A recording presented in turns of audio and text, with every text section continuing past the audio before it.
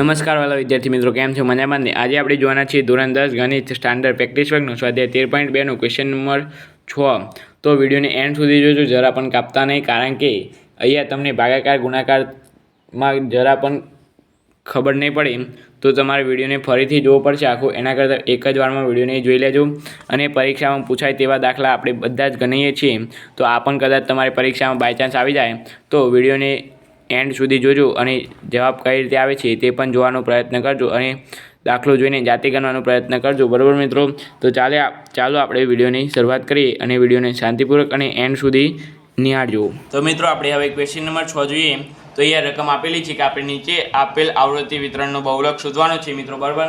તો આમાં આપણે જરા પણ ઉતાવળ નહીં કરીએ, કારણ કે આવા દાખલા તમારે બહુલકવાળા તમને આપણે 1 થી 6 તો ઓલરેડી આપણે બહુલકના ચલાવી દીધા, મધ્યકના તો 13 15 હતા, 15 એ આપણે પૂરા કર્યા અને બેઝિકમાં 18 પૂરા કર્યા અને બેઝિકમાં આપણે એ પણ હંગાથી ચાલીએ છીએ. આપણે બધું બેઝિકમાં પણ 13.2 આખું પૂરું થઈ ગયું છે મિત્રો. ત્યાં જઈને તમે જોઈ શકો છો, જોવા હોય વિડીયો તો.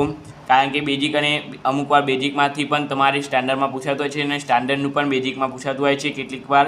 તો મિત્રો, અહીંયા આપણે બહુલક શોધવાના છે. આપણે બીજી બધી વાતો બીજી વખત કરીશું, પણ અત્યારે બહુલક શોધીએ. તો બહુલક શોધવા માટે આપણે સૌથી મોટી આવૃત્તિ કઈ છે? 55. તો આપણે શું લખીશું?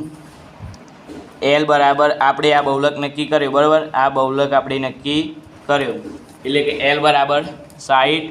ત્યાર પછી આપણે F1 F0 અને F2 શોધીશું. F0 એટલે 43 બહુલક વર્ગની આગળની આવૃત્તિ અને પછી બહુલક વર્ગની આવૃત્તિ 55, બહુલક વર્ગની પાછળની આવૃત્તિ 37 અને H એટલે 10. 30માંથી 20 જાય તો 10 વધે. આમ નહીં કરવાનું કોઈ દાડો મિત્રો, આમ નહીં કરવાનું, આમાંથી આ બાદ કરવાનું, કારણ કે કેટલી વાર અલગ અલગ હોય છે મિત્રો, એટલે. બરાબર? ત્યાર પછી આપણે અહીંયા સૂત્ર મેળવીએ. તમે આ સૂત્ર લખો ને આટલી કિંમત લખો તો પણ તમને 1 માર્ક્સ મળી જાય. બરાબર? Z બરાબર L વત્તા સિગ્મા આ F1 માઇનસ F0 ભાગ્યા 2F1 minus F0 minus F2 ગુણ્યા H. બરાબર? L એટલે કેટલા આવશે? 60 વત્તા F0 એટલે 55 માઇનસ 43, 5 ને 5 110 અને માઇનસ 43 F2 એટલે 37 ગુણ્યા 10. બરાબર? હવે આ 60 વત્તા